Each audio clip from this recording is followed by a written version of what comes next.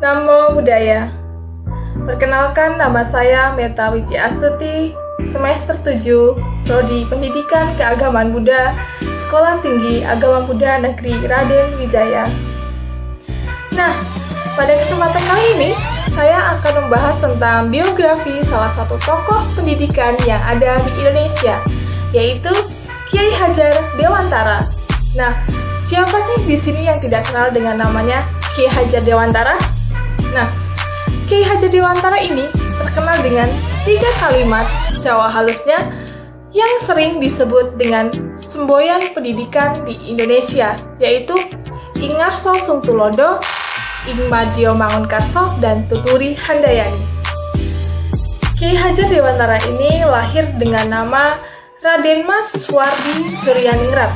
Nah, beliau ini lahir pada tanggal 2 Mei 1889 di Yogyakarta. Nah, beliau ini berasal dari keluarga bangsawan Puro Pukualaman, Yogyakarta. Nah, ayahnya bernama Kanjeng Pangeran Aryo Suryaningrat dan ibunya bernama Raden Ayu Sandiah.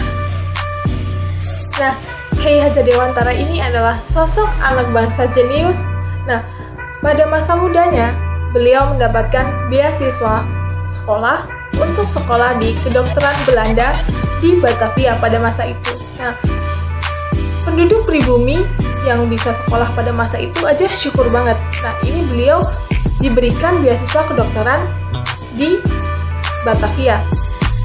Selain beliau itu pintar, beliau juga berani. Nah, pada masa waktu kuliah atau belajar di sekolah kedokteran milik Belanda, nah, Kiai Hajar Dewantara ini hobinya atau sukanya itu mengkritik pemerintahan Belanda. Nah, pada akhirnya beliau dikeluarkan dari sekolah kedokteran itu. Nah, kemudian Kiai Hajar Dewantara pun berhenti dan menjadi seorang wartawan. Nah, dari situ beliau mulai menjadi-jadi, menulis kritikan-kritikan tajam untuk Belanda. Setelah beliau menulis kritikan-kritikan tajam yang ditujukan untuk pemerintahan Belanda, akhirnya beliau pun diasingkan atau diusir jauh-jauh dari Indonesia agar tidak ikut campur dalam sistem pemerintahan Belanda. Nah, pada saat itu beliau diasingkan. Nah, setelah beliau diasingkan, beliau sama sekali tidak merasa takut atau gelisah. Beliau di sana malah menuntut ilmu. Beliau belajar di sana. Zaman dulu sebelum ada internet, posisi itu menentukan prestasi. Nah, di Belanda sana jelas buku dan tulisan karya-karya orang pintar, orang bijak lebih lengkap dibandingkan di Indonesia pada saat itu. Nah, beliau di sana mempelajari banyak hal, mulai dari dunia pendidikan, filsafat, psikologi, dan masih banyak lagi.